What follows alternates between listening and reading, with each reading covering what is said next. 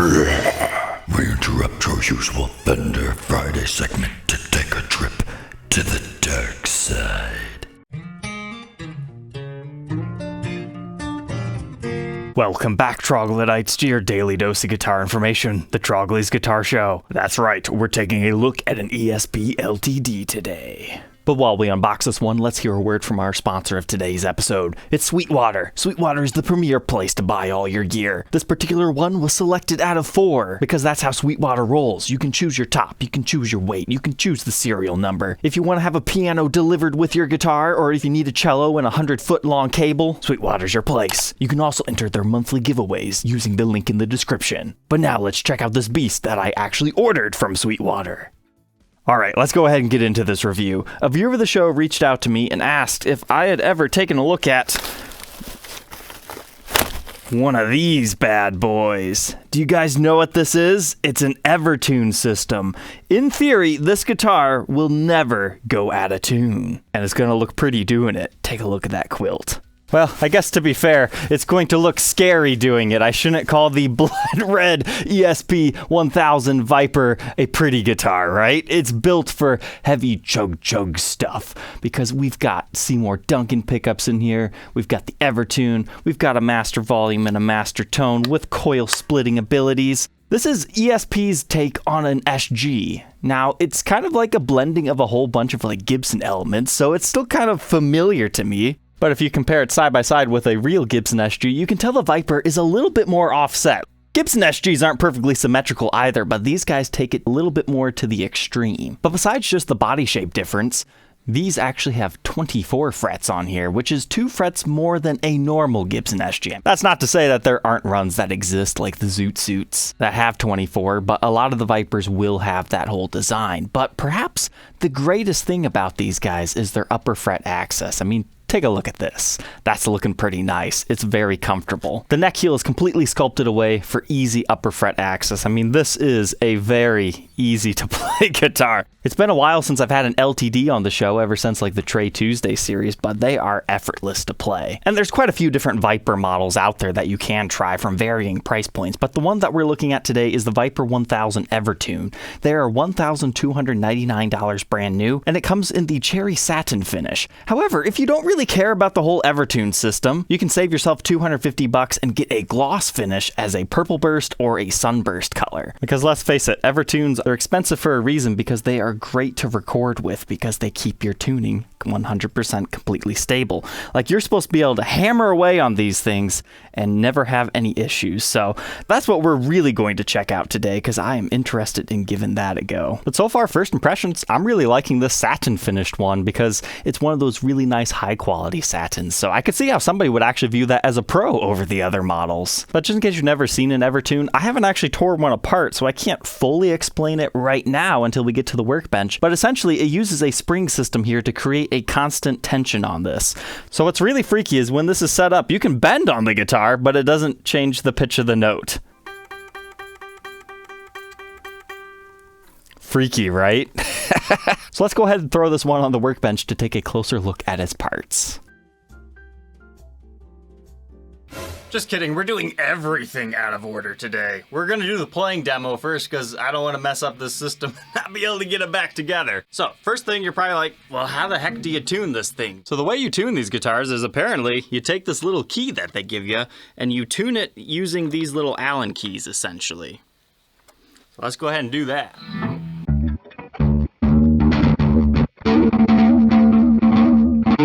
Okay, so that actually seemed fairly easy enough. The only thing that I found kind of strange is, since this is all on a spring system, when you're tuning this, you're naturally pressing on that spring. So you have to see where the string is, then make your adjustment, but don't like go off your tuner while you're doing that. You have to wait until you have no pressure on that. So first impressions on that? That was actually kind of easy. I like it so far. And it's really not all that sensitive. I noticed I had to turn it quite a bit just to get it to move a little bit in the tuning. So at first glance, it doesn't seem like it's really finicky or anything.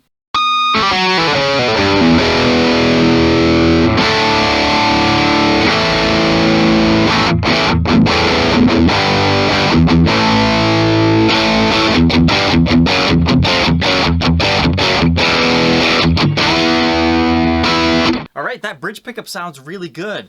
Something I'm noticing about the Evertune system is when you have it set up to when you do the bends, and it does that whole witchcraft thing where it doesn't actually change the note, is the same thing is true like if you're not the best guitar player and sometimes you have a heavy hand and you bend the notes out of tune, that also does not happen.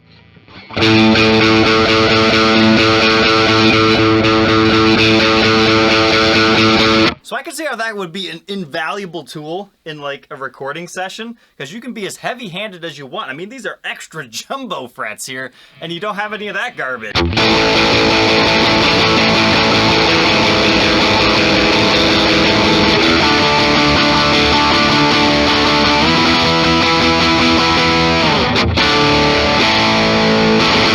Now, I could argue that takes away some of the charm and character of a human playing a guitar rather than just like a perfect MIDI thing. But, I mean, if you're trying to track something perfectly, that could be interesting. But what's nice is I actually found you don't have to have that on. So, like, normally I do a little bendy lick on this one. But I found out I couldn't do that. There's different zones that the strings can travel through, and we'll talk more about that on the workbench. So, like, you can have it be a bendy string if you want to, like this one.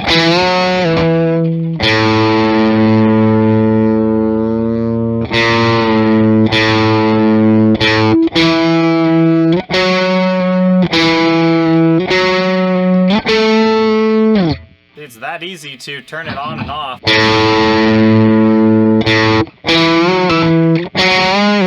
So once the tuning peg starts to affect the tuning, it seems that's when the bending starts to work again.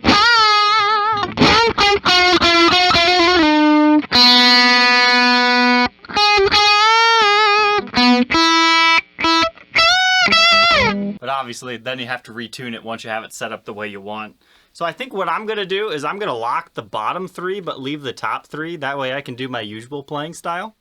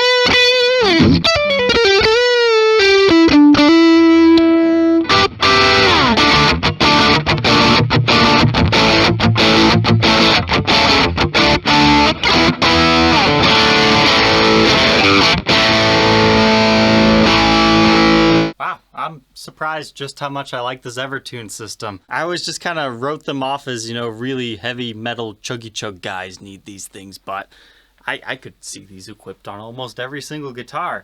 I mean, I'm sure I'm not using it 100% properly yet. I haven't read the full instructions, but if I can take this out of the box, briefly skim the instructions to figure out how to tune it, it probably wouldn't be that much harder to figure out how to really fine dial it in. So far, really liking the pickups out of this thing too, but let's go ahead and get some clean tones as well.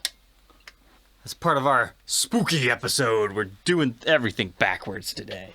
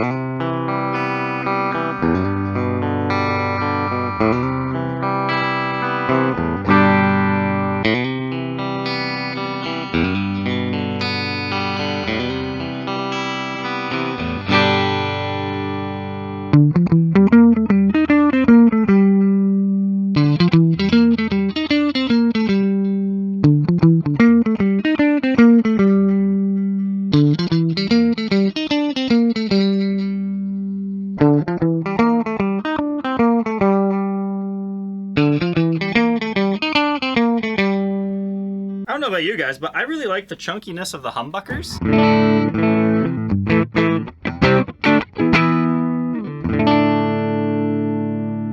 Most of the time, I would actually keep this guitar in single coil mode. It's got a very melodic voice to it, despite being very scary looking guitar. All right, let's go ahead and throw this thing on the workbench now and take a look at its parts and specs.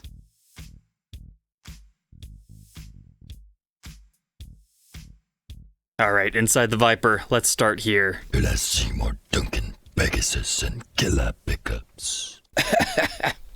I'm sorry, that one is the Sentient in the neck. Definitely interesting pickup names. But I've got to say, the tones coming out of this were really impressive to me. I mean, that's the same settings that I use for every single other demo I do with my Marshall Blues Breaker, but these just sounded phenomenal. And I love the fact that they're a satin black, so it kind of matches with your satin finish right here, because you can see the pickup rings are still like a glossy material, but it creates a nice contrast here. It blends in very well with the Evertune system. But the neck pickup, it looks like this. It's got some shielding paint in it. But I was curious if these things actually had a maple top. Like, is it really that thick, or are they just inlaying some sort of a veneer over top of here? The pickup cavity seems to suggest that it's just a veneer, and if that truly is the case, I'm impressed that they're able to bend that veneer to match so well. The bridge pickup cavity doesn't really show us too much more. And these could technically just be router lines, but I don't see where there would be a maple top joining here. But what is freaky here is the bridge pickup is just completely routed through. That's part of the Evertune system that we'll take a look at here on the back, but that's a little sneak preview. As far as pickup readings go, the bridge pickup reads 12.45 k ohms. Our neck position is 7.69,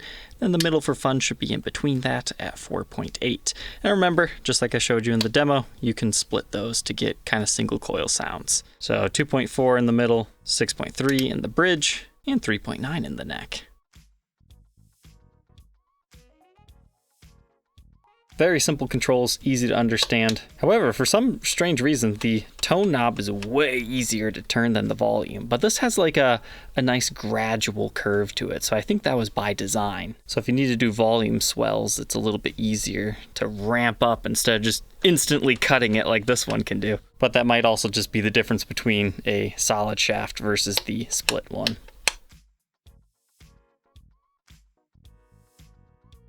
But anyways, the Evertune system. So what I was talking about earlier, these are your tuning pegs in here. Here's a closer look at the key that I was using earlier. It has the Evertune branding on it, so you don't ever lose it. It's just an Allen adjustment. So you stick it in there and then you're good to go with tuning. These ones right here use the exact same key. However, this row is for the action. So if you need to raise or lower the saddle to get higher and or lower action, that's what that's for. And these guys back here is for the other important thing that a saddle does, the intonation. So if the string's perfectly in tune, but you're fretting it at the 12th or 15th fret and it's like slightly flat or sharp, that's what those guys are for. So once this is all set up, you'll probably never really adjust those too often. It's mainly just your tuning when you need to check that. So that's all for the front, but I've been seeing it's pretty common for people to take Kahler equipped Gibsons, you know, from the 80s when that happened, and people will convert them into Evertunes now because they already have a big route. You might as well use it to create a very interesting guitar. So that's an option for somebody. I just wanted to bring it up. So we'll learn more about that on the back.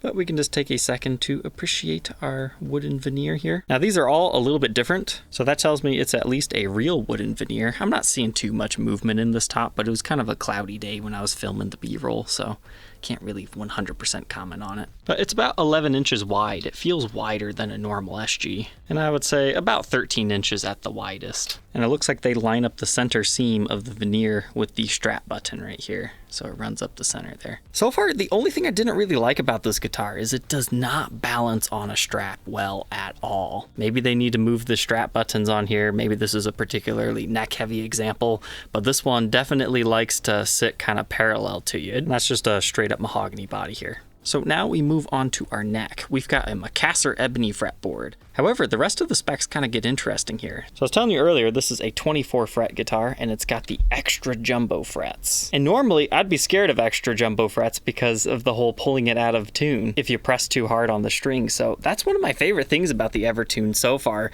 If you have poor technique, this guitar will kind of help mask that. but it is a 24 3/4 inch scale length. And the spec sheet says a 13.7 inch fretboard radius. I don't have a way to show that. But we've got these cool flag inlays. Now, if you've never seen it before, this is actually just your headstock. So that's what the whole ESP and LTD swoop is all about. But these are made of an acrylic material. They look pretty cool. That's what I really like about this guitar. It looks really high end. I mean, at first I was like, should I really be spending all that much money on an LTD? But I've got to say, this was a very quality feeling guitar. As far as the nut width, it measures 1.65 inches. And by the 12th, 2.04. First fret neck depth, 0.83. Then by your 12th, wow, 0.87. That's a fairly skinny neck. They call it a thin U shape. I just would have described it as a C shape. However, now that they've mentioned U, you can feel it's got a little bit more of a deeper shoulder to it. Here's that neck profile at the first fret and the 12th fret. I mean, you can see the U shape right here, but then it really almost just turns into a C and gets much wider up here. Got a black nut. It feels like it maybe could have been like finished a little bit more. It looks a little bit rough in some areas, but doesn't seem to affect the playability. And then we have a cool headstock veneer on this one too, showing off the quilted maple, and you got the LTD and Deluxe, which those are not decals or anything, they're actually a pearloid inlaid material. But what's really cool about this headstock is it's not actually a sharp corner. It kind of pivots in. So where this might be the top, if you look at it at an angle, it kind of swoops down. It's a very interesting headstock style. I like it. And you do have binding going all around that and the neck. And now we move on to the back. Here's where the real fun begins. Okay, so it has a backplate cover very similar to like a Stratocaster. You can see it's got the areas where you can poke the string straight through. So it strings up just like a Strat, but then it has a metal cover over here so this isn't rattling about. And then there's two metal bars on each side. I'm assuming those screws end up going through and kind of secure that top part of it. And the reason why I can't take the entire system out is I think I need to loosen all of these screws, and I didn't want to mess with the intonation. But that is the underside of the Evertune system. So there's just a bunch of micro fine adjustments that you can do to each and every single one of these, and all the springs are here just to even out the pressure to keep the tuning completely stable. Like, I had heard about these, and when people said you can't bend on it, I thought that meant it made the string so tight you couldn't bend. No, you could still bend, it just doesn't change the pitch. It's witchcraft, it seriously is. I'm impressed. But moving on from the Evertune, we've got a little coffin of a cutout here for the rest of the electronics. They're just tiny little Alpha branded pots, but honestly, they did the trick. That's what your coil split one looks like, and that's your 3-way toggle. But check out the additional contours on the back here. Really kind of helps bring out the horn of the SG-like body shape. But as I was telling you earlier, how they sculpt this area away to make it effortless, and I actually mean effortless on this guitar. I don't feel anything on this when I try to play in the higher registers. However, I'm not really that skilled at playing up there anyways, but I think if you are, you're going to enjoy this. But they sculpt everything around here just to make it so nice and smooth. And then you have a little bit, I don't know, do you call that a belly cut? I do, because this is way more extreme than it has to be right here. The only thing cosmetically and design-wise that I don't like about this is the output jack looks kind of cheap like that. I always associate these football-shaped ones with inexpensive import guitars. But you've got a strap button here at the butt end. And then I had really high hopes with placing this here that it wouldn't neck dive, but it still does, so I don't know, doesn't need to be moved up here, Tony Iommi style. I suppose if this actually had a real maple top, we could have confirmed it right here on the side cutaway, but you can definitely tell that's just all mahogany here. But you can see where the veneer starts.